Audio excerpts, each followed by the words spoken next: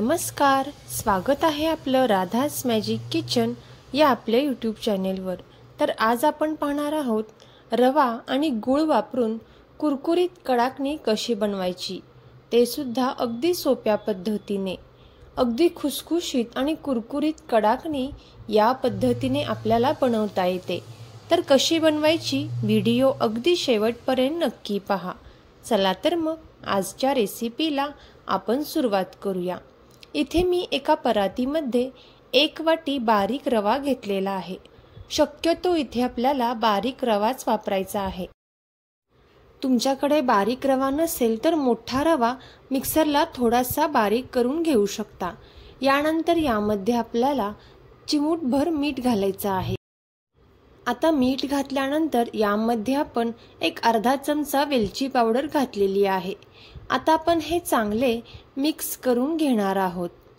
यानंतर आपण हे एका साइडला ठेवून देऊयात। यानंतर इथे मी एक तडका पॅन घेतलेला आहे। यामध्ये आपल्याला एक 4 चमचे तेल घ्यायचं आहे। ज्या चमच्याने आपण पोहे खातो त्या चमच्याने इथे आपल्याला 4 चमचे तेल घेऊन चांगले गरम कडकडीत करून घ्यायचं आहे आणि हे गरम केलेले तेल आपल्याला या रव्यावरती घालून घ्यायचं आहे। आता आपण हे चमच्याने चांगले मिक्स करून घेऊयात। आता सुरुवातीला इथे आपण हे चमच्याने मिक्स केल्यानंतर आपल्याला हे परत हाताने चांगले मिक्स करायचं आहे, जेणेकरून तेलाचे जे मोहन आहे ते रव्याला चांगले लागले जाईल। आता इथे आपण हे हाताने चांगले मिक्स करून घेणार आहोत। तोपर्यंत जर तुम्ही आपल्या चॅनेलवरती नवीन आला असाल तर नक्कीच आपल्या चॅनेलला सबस्क्राइब करा आणि सबस्क्राइबच्या पुढचे बेल आयकॉनचे बटन दाबा, जेणेकरून इथून पुढचे व्हिडिओज सर्वात अगोदर तुम्हाला पाहायला भेटतील। आता इथे आपण हे चांगले मिक्स करून घेतलेलं आहे। या पद्धतीने जर रव्याची गाठ होत असेल तर इथे आपले हे मोहन चांगले बसले आहे असे समजावे। आता आपण हे एका साइडला ठेवून दिलेलं आहे। यानंतर इथे मी अर्धी वाटी गूळ बारीक किसून घेतलेला आहे। 1 वाटी रवासाठी इथे आपण अर्धी वाटी गूळ वापरलेला आहे। गूळ आपल्याला शक्यतो एका सुरीने एकदम बारीक चिरून घ्यायचा आहे किंवा किसणीने इथे आपल्याला गूळ हा किसून घ्यायचा आहे। आता हा अर्धी वाटी गूळ आपण एका बाउलमध्ये काढून घेणार आहोत। आता यामध्ये आपल्याला अर्धी वाटी कोमट पाणी घ्यायचं आहे। ज्या वाटीने आपण अर्धी वाटी गूळ घेतला त्याच वाटीने इथे आपल्याला अर्धी वाटी कोमट पाणी घ्यायचं आहे आणि त्यामधील निम्मे पाणी इथे आपल्याला वापरायचं आहे। इथे मी निम्मे पाणी यामध्ये घातलेले आहे आणि थोडे पाणी इथे शिल्लक ठेवलेलं आहे। आता आपण या पाण्यामध्ये गूळ चांगला विरघळवून घ्यायचा आहे। कोमट पाणी घेतल्यामुळे गूळ पटकन विरघळला जातो। पाण्याचे प्रमाण इथे आपल्याला खूप घ्यायचे नाही, नाहीतर रवा मळताना खूप पातळ होऊ शकतो। इथे आपण फक्त या पाण्यामध्ये गूळ विरघळवून घेणार आहोत। आता इथे मी एक 3 ते 4 मिनिटांपर्यंत हा गूळ पाण्यामध्ये चांगला विरघळवून घेतलेला आहे। आता हे गुळाचे पाणी आपल्याला एका गाळण्याने गाळून घ्यायचं आहे, जेणेकरून गुळामध्ये जर काही घाण किंवा खर असेल तर ती निघून जाईल। आता इथे आपण हे गुळाचे पाणी गाळून घेतलेलं आहे। आता आपण जो रवा तयार केला होता त्यामध्ये आपल्याला हे गुळाचे पाणी घालायचं आहे। गुळाचे पाणी सुद्धा घालताना इथे आपल्याला एकदम पाणी ओतायचे नाही, थोडे थोडे पाणी इथे आपण यामध्ये ॲड करत जाणार आहोत।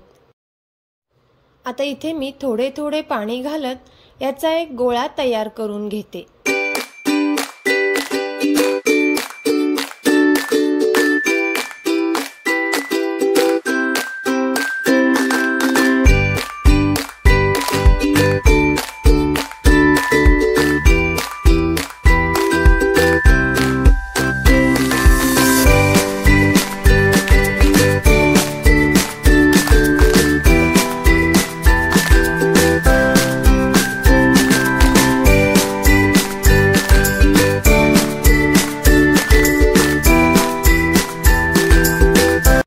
आता इथे आपण हा रवा चांगला मळून घेतलेला आहे। पाहू शकता तुम्ही व्हिडिओ दाखवल्याप्रमाणे इथे आपल्याला हा रवा मळून घ्यायचा आहे।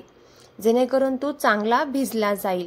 आता इथे आपल्याला हा गोळा खूप घट्ट असा मळायचा नाही, थोडासा पातळ असाच मळायचा आहे आणि यावरती एक बाउल ठेवून 31 ते 40 मिनिटांसाठी रवा छान असा भिजवून ठेवायचा आहे।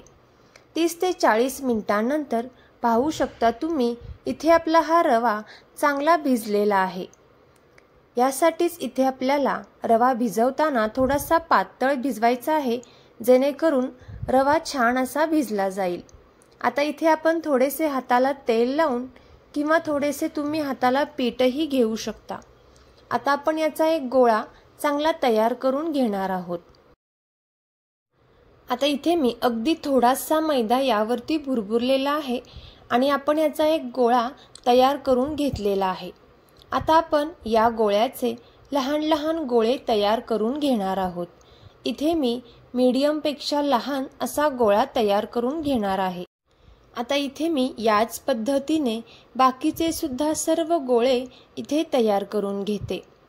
आता आपण गोळे तयार करून घेतल्यानंतर इथे मी गोळ्याला थोडासा मैदा लावलेला आहे आणि आता इथे आपण ही कडाकणी लाटून घेणार आहोत। कडाकणी लाटताना इथे आपल्याला पातळ अशी लाटायची आहे, खूप जाड इथे आपल्याला कडाकणी लाटायची नाही। थोडेसे पीठ लावून इथे मी पुन्हा एकदा ही कडाकणी पातळ अशी लाटून घेते।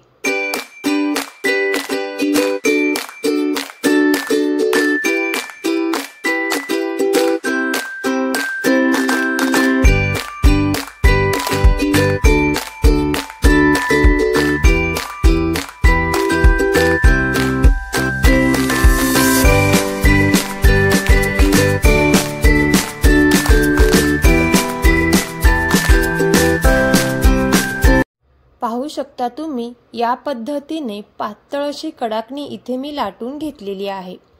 आता यानंतर याच पद्धतीने आपण बाकीच्या सुद्धा सर्व कडाकण्या इथे तयार करून घेतलेल्या आहेत। आता यानंतर गॅसवरती मी तेल गरम करण्यासाठी ठेवलेला आहे।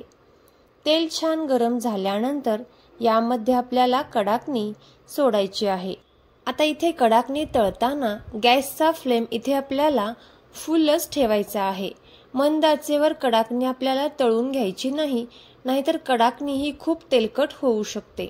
आता इथे मी ही कडाकणी छान अशी तळून घेतलेली आहे। आता इथे आपल्याला या पद्धतीचा कडाकणीचा कलर हा काढून घ्यायचा आहे, जेणेकरून कडाकणी छान अशी नंतर तयार होईल। आता याच पद्धतीने आपण बाकीच्या सुद्धा सर्व कडाकण्या इथे तळून घेणार आहोत।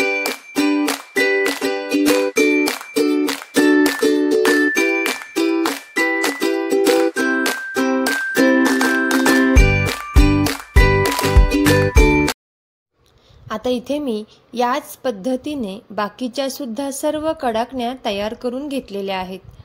तर तुम्ही सुद्धा याच पद्धतीने नक्कीच कडाकणी करून पहा आणि कशी झाली ती कमेंट करून नक्की सांगा। इथे आपली ही कुरकुरीत आणि खुसखुशीत कडाकणी तयार झालेली आहे। तुम्हाला जर हा व्हिडिओ खरंच आवडला असेल तर नक्कीच हा व्हिडिओ आपले मित्र मैत्रिणी आणि नातेवाईकांसोबत शेअर करा।